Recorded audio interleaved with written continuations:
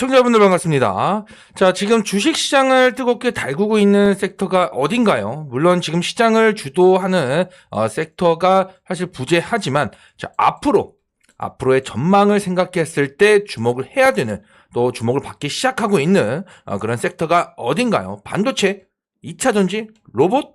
아닙니다. 결국에는 에너지, 그 중에서도 바로 원자력이죠, 원자력. 지금 전 세계는 다들 아시겠지만 AI 전쟁을 치르고 있습니다. 예를 들어서 엔비디아 칩을 돌리려고 하면 어마무시한 전기가 필요하죠. 태양광, 풍력, 이런 재생에너지만으로는 이런 막대한 데이터 센터의 전력을 감당할 수가 없습니다. 그래서 아마존과 구글, 마이크로소프트 같은 빅테크들이 지금 혈안이 되어 있는 게, 또 혈안이 되어 찾고 있는 게 바로 원전이죠.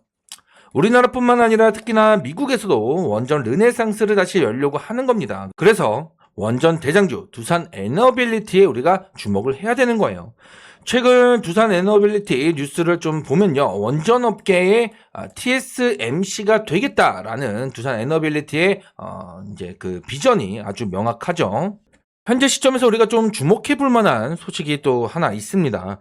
미국이 800억 달러를 투입을 해서 800억 달러 신규 원전, 대형 원전 8기를 건설하기로 확정을 하면서 K원전 업계가 실제 수주에 성공할 수 있을지 주목이 지금 되고 있죠. 그동안 미국의 원전 확대에 따른 기대감이 이로써 현실화가 되어가고 있는 셈입니다. 특히 우리나라와 일본이 미국에 투자하는 7,500억 달러 가운데 일부를 원전 건설에 투입하겠다라고 밝혔죠, 트럼프가. 그렇다 보니까 K원전 기업의 수혜가 지금 임박했다라는 관측이 나오고 있습니다. 특히 두산 에너빌리티는요, 국내 원전 기업 중에서 가장 직접적인 혜택을 받을 후보로 꼽히고 있습니다.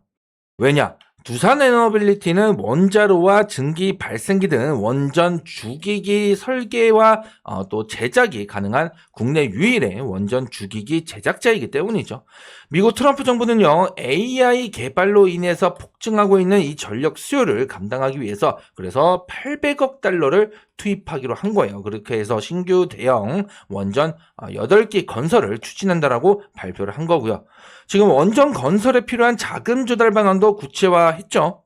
한국과 일본이 미국과의 관세 합의에 따라 약속한 대미 투자 금액 중에서 일부를 미국 내에서의 원전 건설에 우선적으로 사용하겠다라고 합니다. 이렇게 구체화됐다라고 하는 것은 점점 앞으로 기대감이 현실화되고 있다 라고 보는 거죠. 그러니까 지금 마누가 프로젝트의 가시화가 다가오고 있는 겁니다. 문제는요, 미국에서는 지금 원전을 건설할 인력과 그리고 장비가 없다라는 거예요. 왜냐?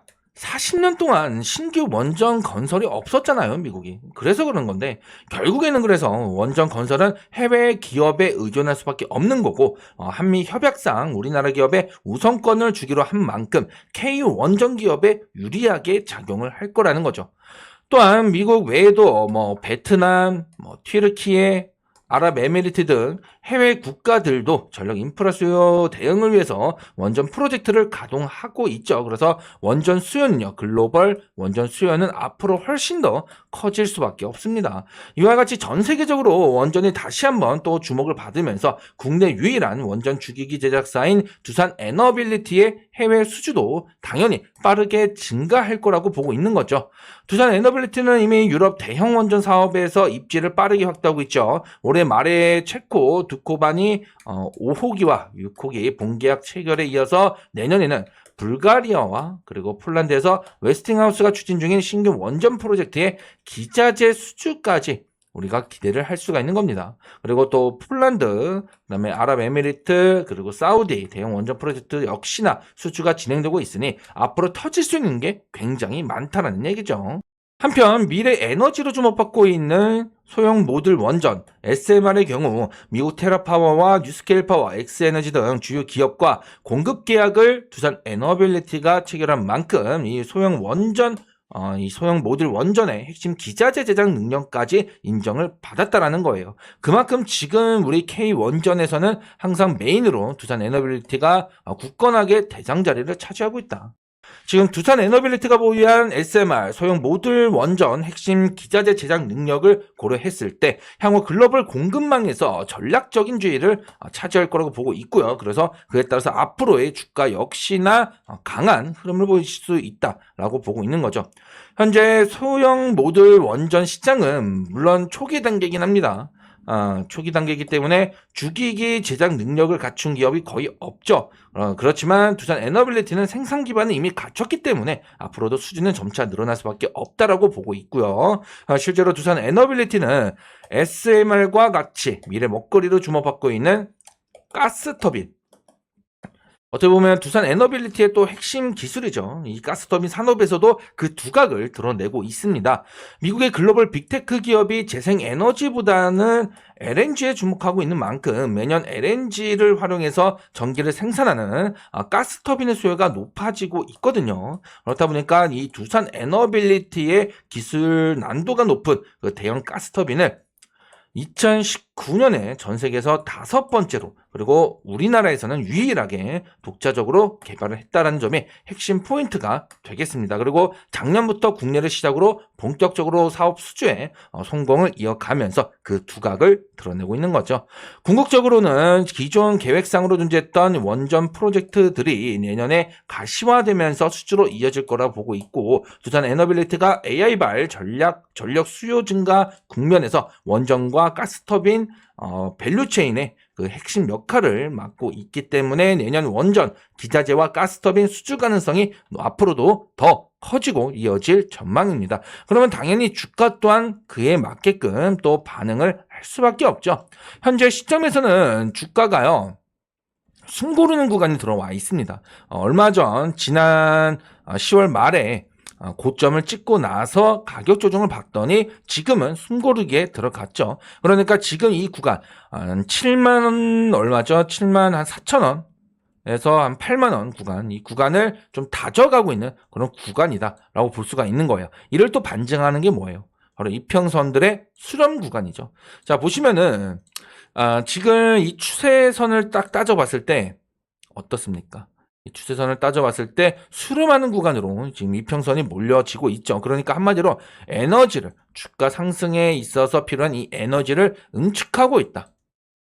응축시키다가 이제 터트릴 때는 또 한번 추세를 강하게 만들어낼 수밖에 없기 때문에 지금 구간이 우리에게서는 꽤나 중요한 구간이라고 보는 거예요. 그래서 지금 이 구간에서 한 이 정도로 볼까요? 이제 피보나치를 좀 활용해서 보면요, 여기서 좀 찍어봤을 때 지금 구간이 딱 여기죠. 여기 이 구간을 지금 다지고 있는 겁니다. 여기가 하나의 분기점에 해당한다. 이 구간을 뚫고 올라와 줘야, 그리고 9만원 부근까지 가줘야 어느 정도 확실하게 좀 자리매김을 할 수 있지 않나 라고 보고 있고요. 그 이후에 또 추세를 만들 수 있는 여건이 마련이 될 거다라고 보는 거죠.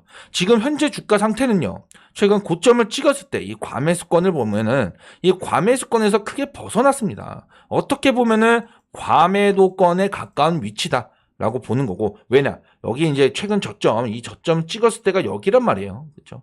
이 과매도권을 지금 찍고 근처까지 와서 다시 한번 고개를 들려고 하는 이런 형태의 RSI 지수를 확인할 수가 있고, 그러니까 지금 이 패턴에서 이 구간을 좀 다져갈 필요가 있고, 다져가는 그 구간에서 돌파가 나왔을 때 그때 우리가 좀 더 집중적으로 공략을 할 필요가 있는 구간이 다가오는 거예요. 그렇다 보니까 지금 시점에서 우리가 굳이 여기서 뭐 조급해할 필요도 전혀 없고요. 여러분들, 아직 원전 슈퍼사이클이 다가오기 전이죠. 원전 슈퍼사이클이 찾아오는 시점에서는 당연히 두산 에너빌리티는 10만 원대 이상 올라가줘야 됩니다. 여러분들, 지금 사실 지금 가격은 두산 에너빌리티가 앞으로 특히 내년에 이뤄낼 그 성과를 고려했을 때 아직까지는 좀 낮은 가격이다. 최소한 10만 원대 이상 가줘야 대장주답게 그 흐름을 우리가 또 이제 증명할 수 있으니, 지금 어떻게 보면은 또 물량을 또 새롭게 또 담아갈 수 있는 구간이 만들어지고 있는 거죠. 그러니 지금을 집중적으로 공략을 하면서 좀 기다리다가 원전 슈퍼사이클을 찾아오면서 점차적으로 두산 에너빌리티의 주가가 다시 한번 탄력을 받았을 때 그때보다 적극적으로 우리가 매도 시점을 노려보면 되는 건데 그 매도 시점은 최소한 10만 원 위에서 보셔야 되는 겁니다. 이해되시죠? 원전은요, 이 원전 업종은요, 미국이 중심이고요. 이후에 이 외에도 유럽 쪽도 캐파가 또 크죠. 뭐 예를 들어서 이제 뭐 튀르키예도 지금 대형 원전 프로젝트를 위해서 3자 협력을 또 검토하고 있다라는 소식도 있는 만큼 앞으로 터져나올 게 정말 많습니다, 여러분들. 정말 많다.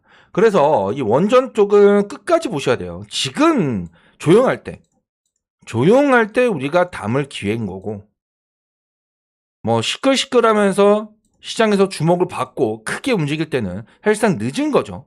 미래에 우리가 좀 준비를 할 필요가 있는 겁니다. 그랬을 때 대장주 두산 에너빌리티는 사실 디폴트 값으로 반드시 잡고 가야 되는 그런 종목이다.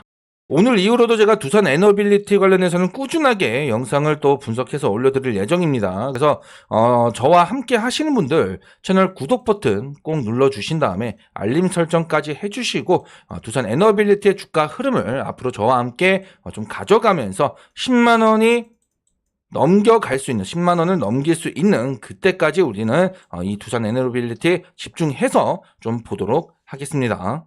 그리고 우리가 이 두산 에너빌리티를 메인으로 들고 가더라도 뭐 그렇다라고 해서 무한정 기다리기만 할 수는 없잖아요. 뭐 추가적으로 시장에서 계속해서 올라가는 핵심 종목들도 있기 때문에 이런 종목들도 따로 또 공략을 하면서 우리가 수익을 챙겨 가셔야 계속해서 계좌에 수익이 쌓이면서 선순환이 되는 거잖아요.